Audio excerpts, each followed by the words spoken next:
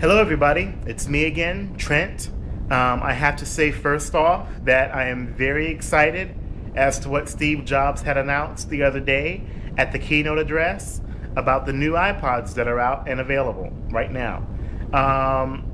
Of course, I have been obsessing over what is now known as the iPod Touch, and I'm very eager to get my hands on one. As of right now, it's all known that you have to wait a couple weeks or so before they're available. I think September 28th is when they're going to start shipping out.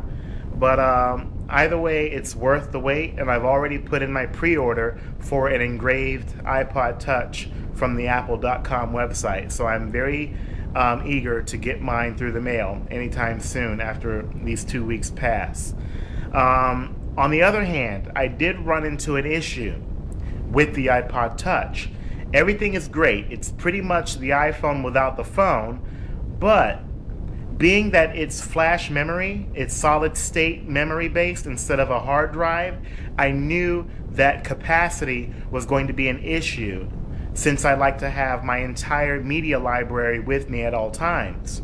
The iPod Touch right now is only available in 8 gig and 16 gig, which brings a problem on my end with my music library. Now, if you exclude the audiobooks, the movies, and the pictures, you have left just the music, just the audio songs themselves.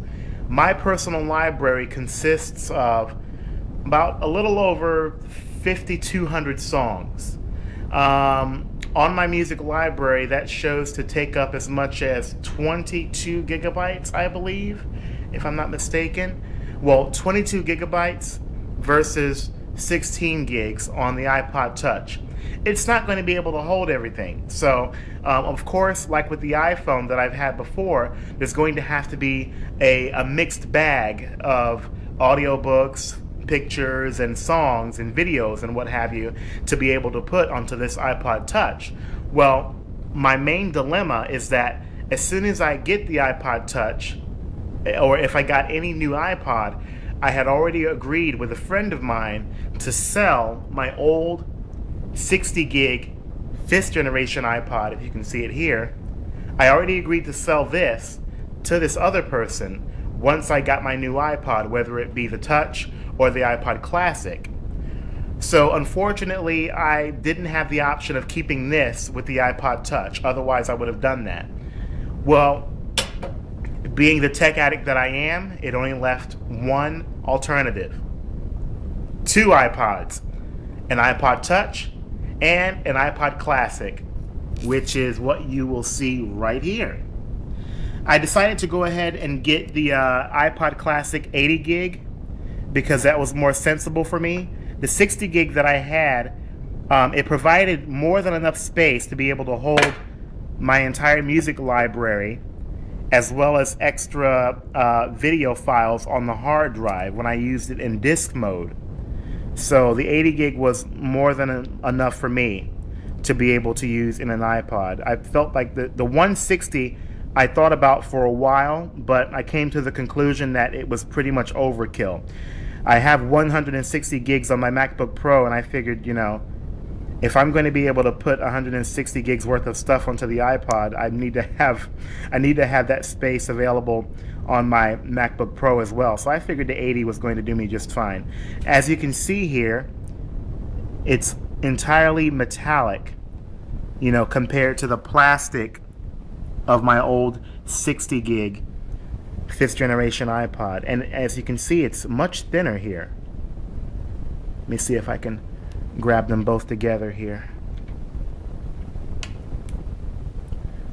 To the left is my old 60 gig 5th generation iPod, and to the right you have the 80 gig 6th generation iPod. Well, I'm sorry, I think I worded that incorrectly. To the left you have my old 60 gig 5th generation video iPod, and then to the right you have the 6th generation 80 gig iPod. A big difference, a huge difference.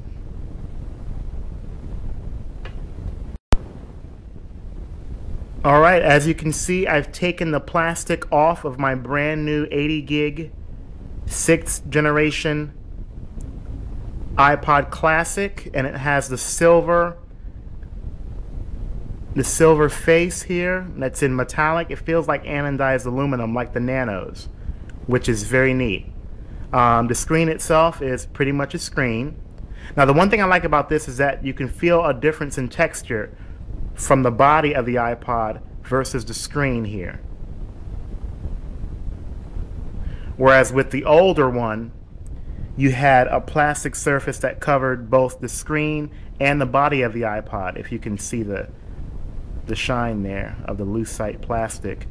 Well, don't mind the scratches and the blemishes on the screen there. I've had it for a while. If you can look at all the scratches back there, whew, that went through some use.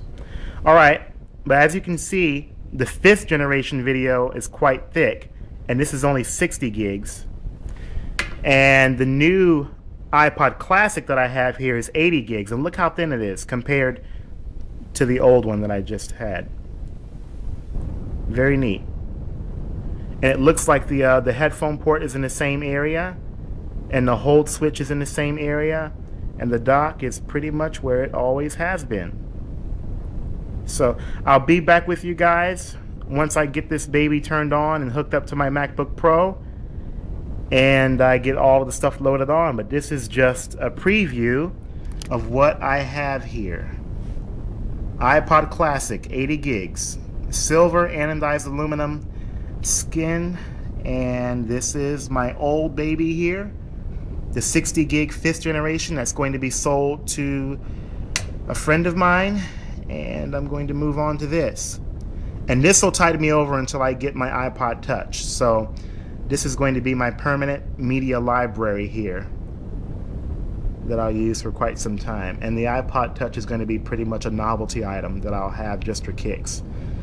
All right, well, stay tuned. I'll have another video comparing the interface of this iPod versus the new one once I get it turned on and connected. Hope everybody's doing all right. Take care.